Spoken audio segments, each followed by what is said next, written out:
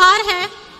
अपनी बातें रखने से पहले आज मैं हेमंत सोरेन जी का पत्र लेकर के आई हूं जो उन्होंने जेल से भेजा है। सबसे पहले मैं आपसे दरख्वास्त करना चाहूंगी कि उन्होंने जो भी लिखा है आज मैं आपके सामने पढ़ने वाली हूं, क्योंकि ये सारा संदेश आप सभी के लिए, झारखंड वासियों के लिए, पूरे देशवासियों के लिए है। तो कृपया करके इसको जरूर ध्यान से सुनिएगा।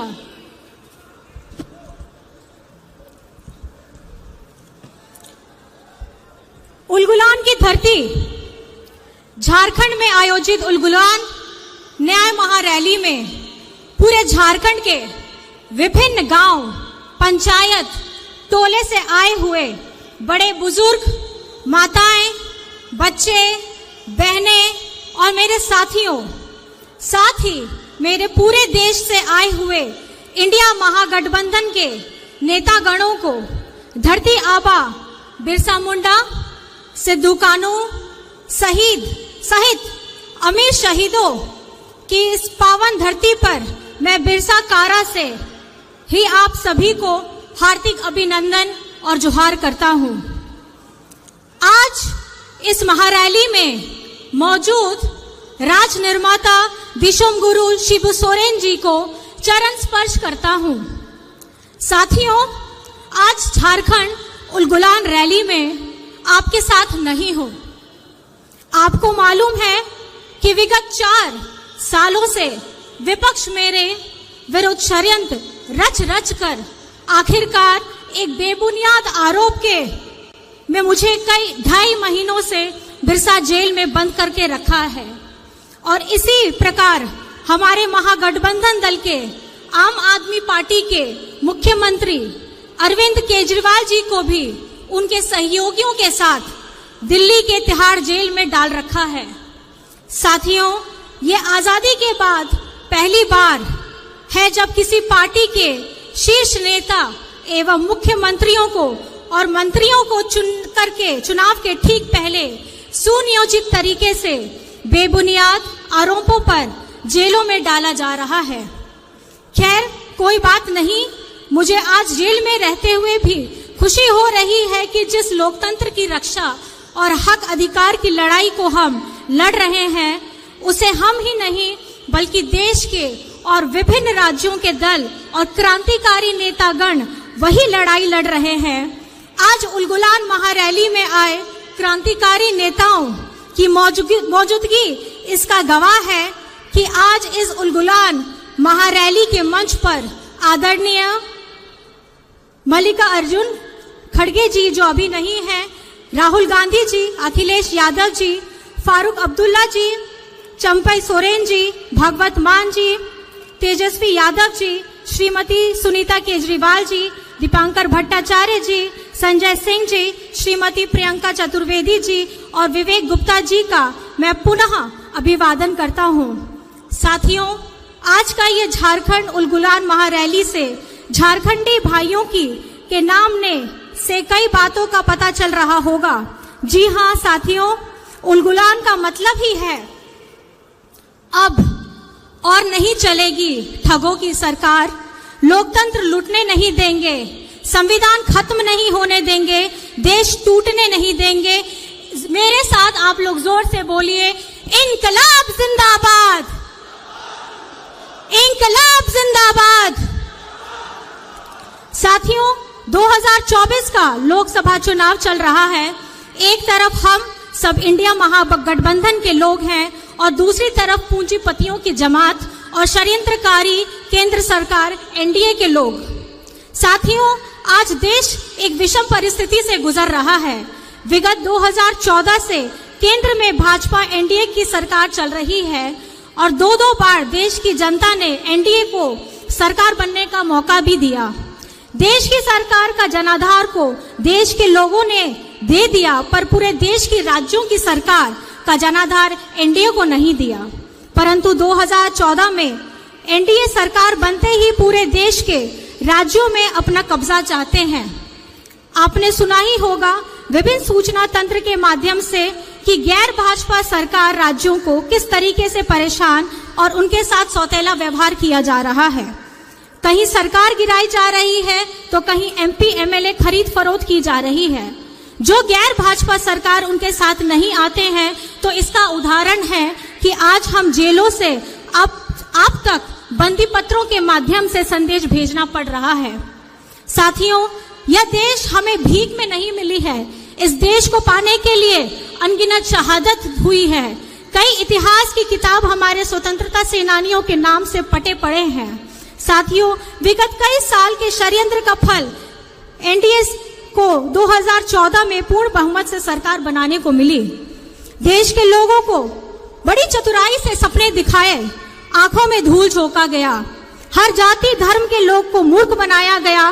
बड़ी चतुराई से 2014 से आज तक देश के युवा, महिला, बुजुर्ग, किसान, आदिवासी, दलितों को ठगा गया। ऐसे जैसे एक स्टेज में दिखाने वाला जादूगर किस तरह पूरे देश को अलग अलग माध्यम से, अलग अलग सूचना तंत्रों के माध्यम से देशवासियों को निरंतर ठगने का प्रयास चल रहा है। इस चुनाव में बड़े पैमाने पर केंद्र एजेंसियों का दुरुपयोग किया जा रहा है। उनके माध्यम से विपक्ष की आवाज को कुचलने का काम शुरू हो रहा है।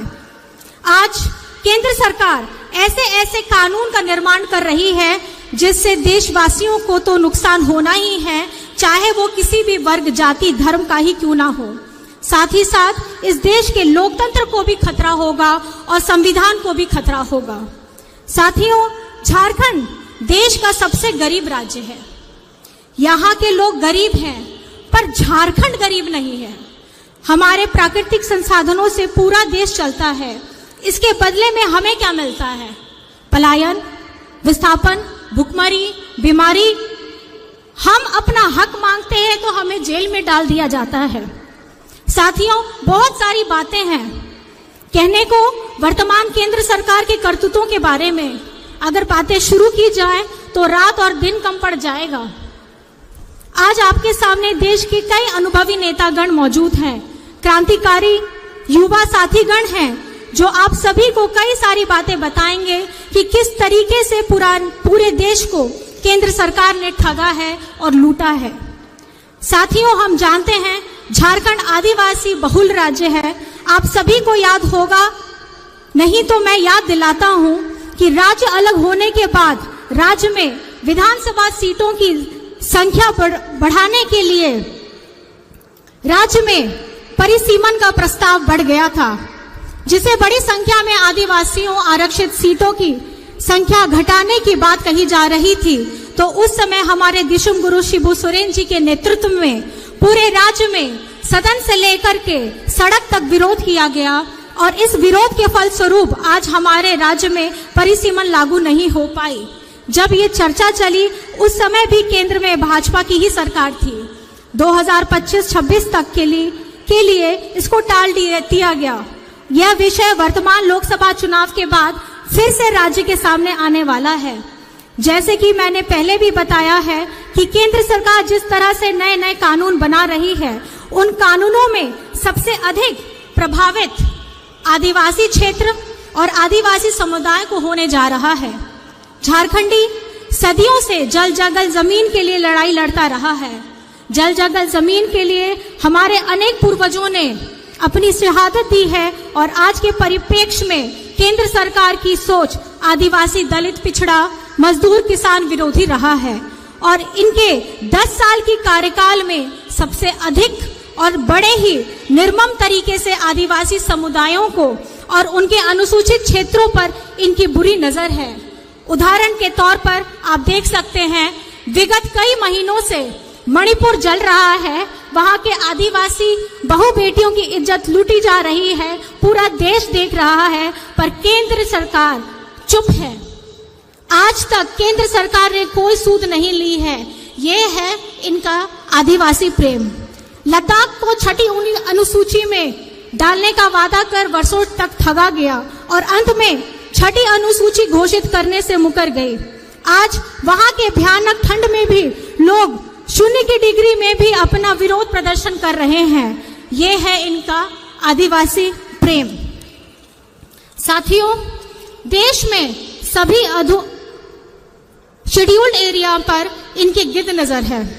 झारखंड में कई महत्वपूर्ण और संवेदनशील कानून लागू हैं, जैसे CNT act, SPT act, Wilkinson act इत्यादि। अगर NDA सरकार 2024 के चुनाव जीतती है तो राज्य और देश के आदिवासियों के ऊपर बहुत बड़ा खतरा बन जाएगा। इसलिए किसी भी कीमत पर झारखंड को बचाना है। साथियों, झारखंड में कुछ संवेदनशील मुद्दे हैं, जैसे सरना धर्म कोड राज्य में लागू किया जाना, खतियान आधारित स्थानीय और नियोजन नीति बनाना, पिछड़ों को 27% आरक्षण के लिए मार्ग प्रशस्त करना, स्थानीय भाषा और संस्कृति को पहचान दिलाने का कार्य करना इत्यादि। मैं इन विषयों पर विस्तृत में नहीं जा रहा हूं, पर यह कहना चाहूंगा कि ये सभी चीजें तभी लागू होंगी जब केंद्र की पूंजीपति और तानाशाह सरकार को केंद्र से बेदखल किया जाए। साथियों, मैं अपना यह संदेश समाप्त करने से पहले कहना चाहता हूं कि झारखंड वीरों की धरती है। हमेशा से झारखंड के मूलवासी आदिवासियों ने राज्य के हक अधिकार के लिए संघर्ष किया है, अपने संघर्षों का लोहा भी बनवाया है। झारखंड के लोग अपने हक अधिकार की लड़ाई तब तक लड़ते रहेंगे जब तक वो हासिल ना हो जाए। आज उसी संघर्ष का ये नतीजा है कि वर्ष 2000 में गुरुजी के नेतृत्व में हमें झारखंड राज्य मिला और उसी संघर्ष से ही राज्य अलग होने के बाद हम लोगों ने राज्य में महागठबंधन की मजबूत सरकार बनाई और अब मजबूत उलगुलान की आवाज करते हुए 2024 के लोकसभा चुनाव मजबूती से लड़ेंगे भी और जीतेंगे भी।